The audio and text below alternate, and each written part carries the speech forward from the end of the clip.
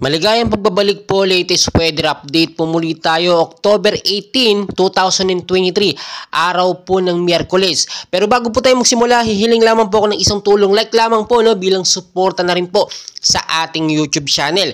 So patuloy po natin na binabantayan ito nga pong active low pressure area dito sa bandang kanluran po.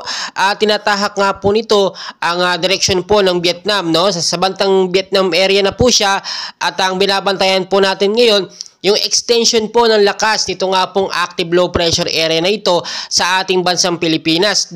Nasa labas po siya ng Philippine Area of Responsibility, pero may maunting epekto po siya, especially po sa hapon hanggang sa gabi. Samahan pa po yan ng north wind, easterlies na siya po nakaka-apekto sa ilang bahagi po ng North Luzon, Visayas at Mindanao. As you can see naman po sa ating pinaka-live radar, no, wala namang sama ng panahon na nakapasok nga po sa ating pero patuloy natin binabantayan itong active low pressure area na lumalakas po, no.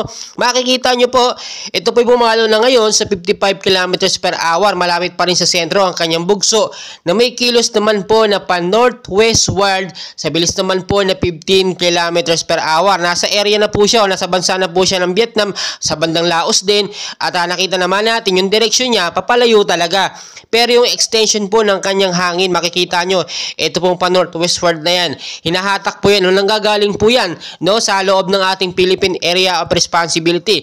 Kaya may maliit or may epekto po yan sa ating bansang Pilipinas. Kaya minsan nararanasan po natin yung pag-uulan, especially po sa hapon na tinaabot pa nga po minsan sa gabi dahil po yun sa extension ng active low pressure area sa loob at sa labas ng bansa. Kung titignan nyo mabuti, no, clear naman, no, wala naman po nakapasok ng sama ng panahon o storm signal sa ating bansang Pilipinas, pero hindi po natin inaalis yung mga posibilidad na magkaroon nga po ng mga active low pressure area o posibleng bagyo sa loob ng 24 to 48 hours. Pero kung sakasakali nga po magkaroon ng sama ng panahon, expected po natin na malamig na bagyo po ito dahil nga po hanging amihan ang kanyang nagiging kapareho, no? Hanging amihan na po ngayon dahil nga po nasa bare months tayo at ina-expect po natin yan hanggang Disyembre po. Pwede pang abutin yan ng Pebrero, yung hanging amihan na yan. So kung may mga lakad po kayo, especially sa hapon at sa gabi, ugaliin po magdala ng payong, jacket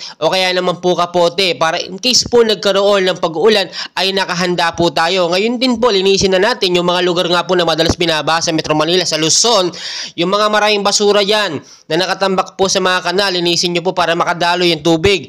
At ganyan din, mag-ingat din nyo sa matataas na lugar. Patuloy ko kayong update, and please don't forget po to like and subscribe for more weather updates. Maraming salamat po.